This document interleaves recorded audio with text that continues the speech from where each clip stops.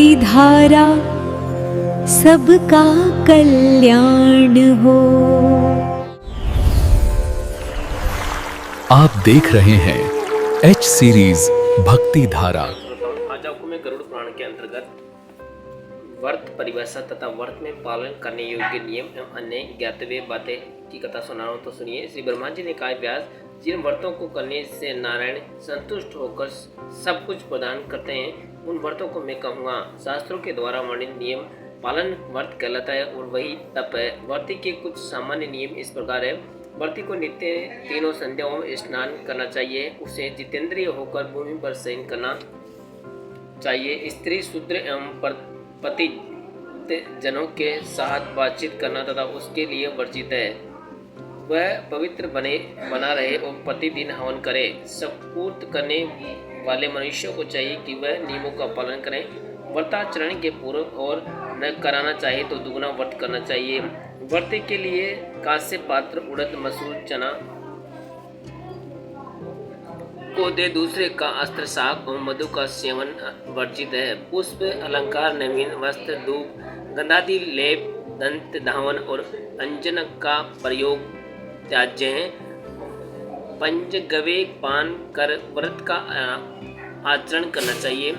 एक से अधिक बार जलपान, तांबुलु भक्षण, दिन में शयन तथा मैथुन करने से व्रत भंग हो जाता है।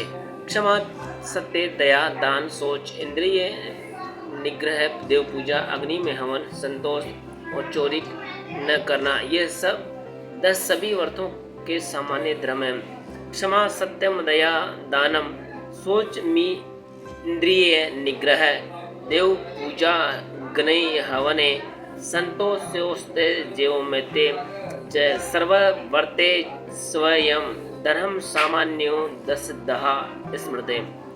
24 घंटे में केवल एक बार नक्षत्र दर्शन के लिए समय किया जाना वाला भोजन नक्त व्रत कहा जाता है और जो रात्रि में भोजन किया जाता है वह नक्त व्रत नहीं है।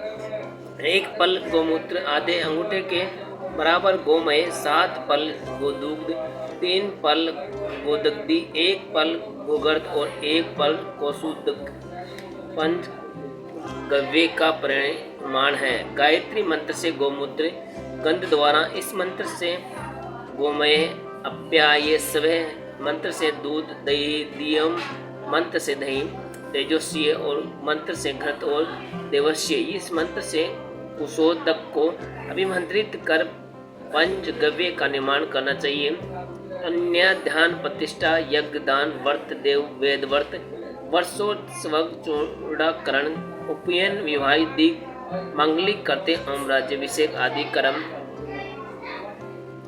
मल मास में नहीं करने चाहिए। अमावस्या तक चंद्रमास होता है। सूर्योदय से लेकर दूसरे सूर्योदय तक 1 दिन और इस प्रकार 30 दिन का सावन मास होता है। एक राशि से दूसरे राशि पर सूर्य के संक्रमण काल को सौर मास कहते हैं।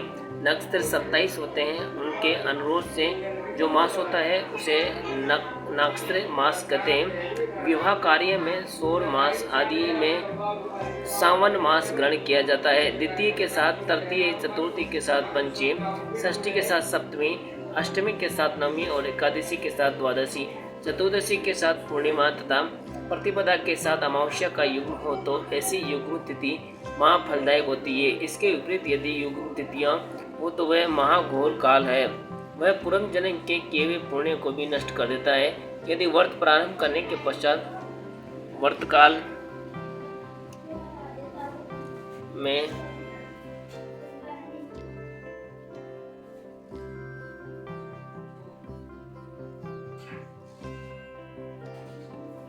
व्रत काल में ही स्त्रियों में रजो दर्शन हो जाता है तो उससे उनका व्रत नष्ट होता है। ऐसी स्थिति में उन्हें चाहिए कि वे दान, पूजा आदि कार्य किसी अन्य से संपन्न कराए और स्नान, उपवास आदि कार्य स्वयं करें।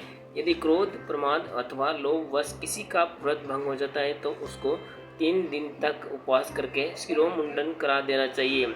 शरीर के असमर्थ हो जाने पर व्रती को अपने पुत्रादि से व्रत कराना चाहिए। यदि व्रत काल में व्रती मूर्छित हो जाता है तो उसे जल आदि पिला देना चाहिए। इससे व्रत भंग नहीं होता। जय श्री राम। श्रोताओं, व्रत परिवेशन तथा व्रत में पालन करने योग्य नियम और अन्य ज्ञात बातों की छोटी सी कथा आपको कैसी लगी कृपया कमेंट करके जरूर बताएं। ऐसी कथा सुनने के लिए हमारे चैनल एच सीरीज भक्ति धारा को सब्सक्राइब करें। एच सीरीज भक्ति धारा को सब्सक्राइब करें।